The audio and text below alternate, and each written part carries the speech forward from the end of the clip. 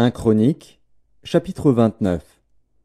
Le roi David dit à toute l'assemblée: Mon fils Salomon, le seul que Dieu ait choisi, est jeune et d'un âge faible, et l'ouvrage est considérable, car ce palais n'est pas pour un homme, mais il est pour l'Éternel Dieu.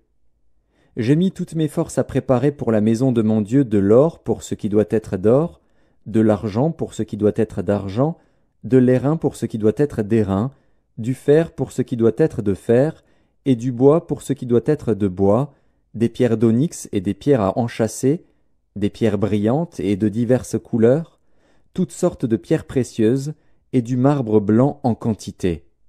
De plus, dans mon attachement pour la maison de mon Dieu, je donne à la maison de mon Dieu l'or et l'argent que je possède en propre, outre tout ce que j'ai préparé pour la maison du sanctuaire. 3000 talents d'or d'Ophir, et 7000 talents d'argent épuré pour en revêtir les parois des bâtiments, l'or pour ce qui doit être d'or, et l'argent pour ce qui doit être d'argent, et pour tous les travaux qu'exécuteront les ouvriers. Qui veut encore présenter volontairement aujourd'hui ses offrandes à l'Éternel? Les chefs des maisons paternelles, les chefs des tribus d'Israël, les chefs de milliers et de centaines, et les intendants du roi firent volontairement des offrandes. Ils donnèrent pour le service de la maison de Dieu 5000 talents d'or, 10 000 darics, 10 000 talents d'argent, 18 000 talents d'airain, et 100 000 talents de fer. Ceux qui possédaient des pierres les livrèrent pour le trésor de la maison de l'Éternel entre les mains de Jéhiel, le Guershonite. Le peuple se réjouit de leurs offrandes volontaires, car c'était avec un cœur bien disposé qu'ils les faisaient à l'Éternel. Et le roi David en eut aussi une grande joie. David bénit l'Éternel en présence de toute l'assemblée. Il dit: Béni sois-tu, d'éternité en éternité, Éternel, Dieu de notre Père Israël. À toi, Éternel, la grandeur, la force et la magnificence, l'éternité et la gloire, car tout ce qui est au ciel et sur la terre t'appartient. À toi, Éternel, le règne, car tu t'élèves souverainement au-dessus de tout. C'est de toi que viennent la richesse et la gloire. C'est toi qui domines sur tout. C'est dans ta main que sont la force et la puissance, et c'est ta main qui a le pouvoir d'agrandir et d'affermir toutes choses. Maintenant, ô notre Dieu, nous te louons, et nous célébrons ton nom glorieux. Car qui suis-je et qui est mon peuple, pour que nous puissions te faire volontairement ces offrandes? Tout vient de toi, et nous recevons de ta main ce que nous t'offrons. Nous sommes devant toi des étrangers et des habitants, comme tous nos pères.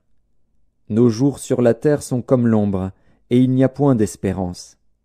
Éternel, notre Dieu, c'est de ta main que viennent toutes ces richesses que nous avons préparées pour te bâtir une maison, à toi, à ton saint nom, et c'est à toi que tout appartient.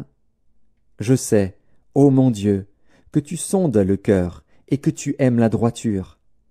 Aussi je t'ai fait toutes ces offrandes volontaires dans la droiture de mon cœur, et j'ai vu maintenant avec joie ton peuple qui se trouve ici t'offrir volontairement ses dons. Éternel, Dieu d'Abraham, d'Isaac et d'Israël, nos pères, maintiens toujours dans le cœur de ton peuple ses dispositions et ses pensées, et affermis son cœur en toi.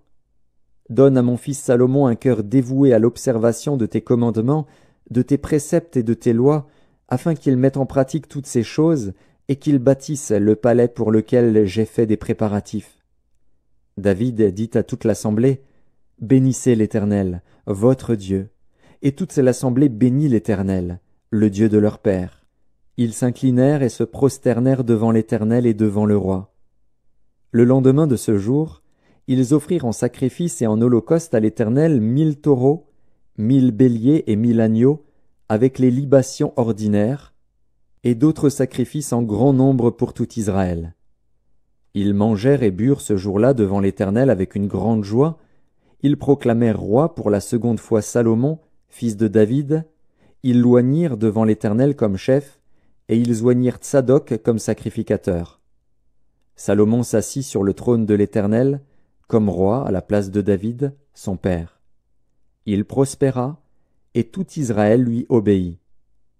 Tous les chefs et les héros, et même tous les fils du roi David se soumirent au roi Salomon. L'Éternel éleva au plus haut degré Salomon sous les yeux de tout Israël, et il rendit son règne plus éclatant que ne fut celui d'aucun roi d'Israël avant lui. David, fils d'Isaïe, régna sur tout Israël. Le temps qu'il régna sur Israël fut de 40 ans. À Hébron il régna 7 ans, et à Jérusalem il régna 33 ans. Il mourut dans une heureuse vieillesse, rassasié de jours, de richesse et de gloire. Et Salomon, son fils, régna à sa place. Les actions du roi David, les premières et les dernières, sont écrites dans le livre de Samuel le voyant, dans le livre de Nathan, le prophète, et dans le livre de Gad, le prophète, avec tout son règne et tous ses exploits, et ce qui s'est passé de son temps, soit en Israël, soit dans tous les royaumes des autres pays.